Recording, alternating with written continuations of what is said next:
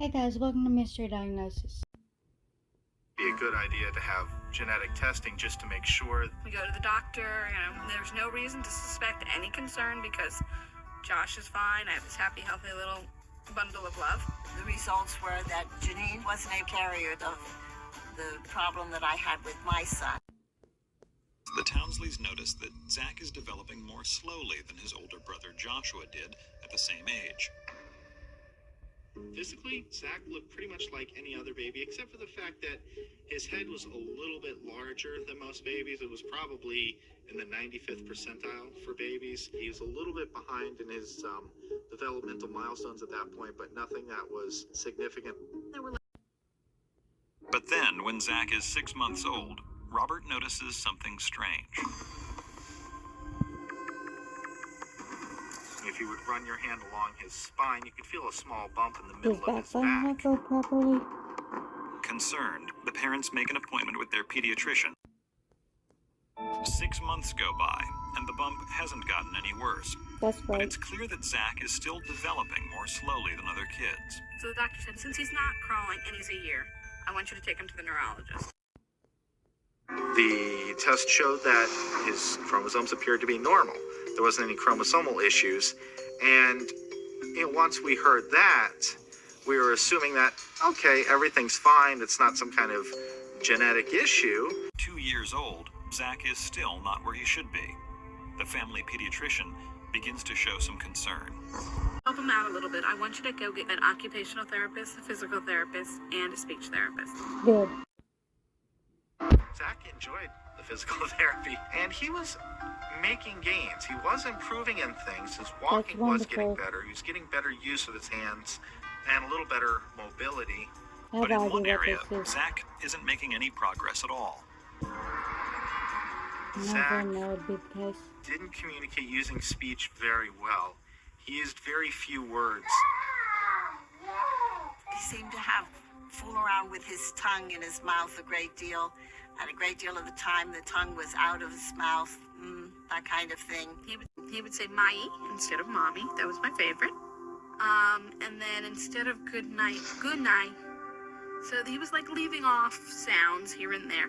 Wasn't anything terribly alarming, but you certainly needed to know Zachlish. The speech therapist continues to work hard with Zach, but he doesn't seem to be getting any better.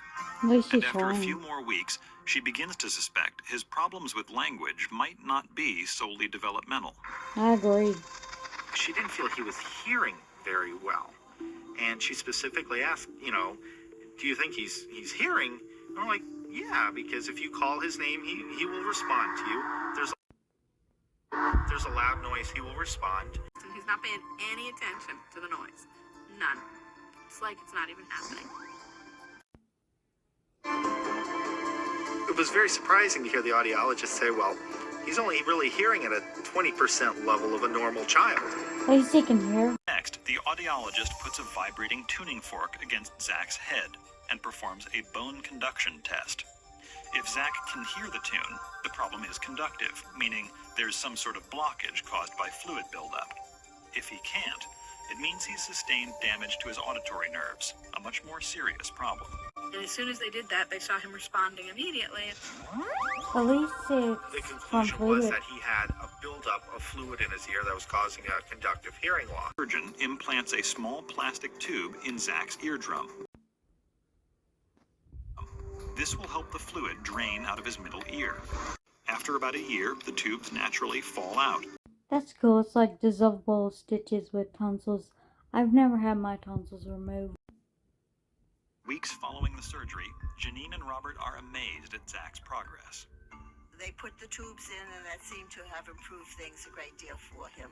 He responded more to speech. He seemed to be hearing much better.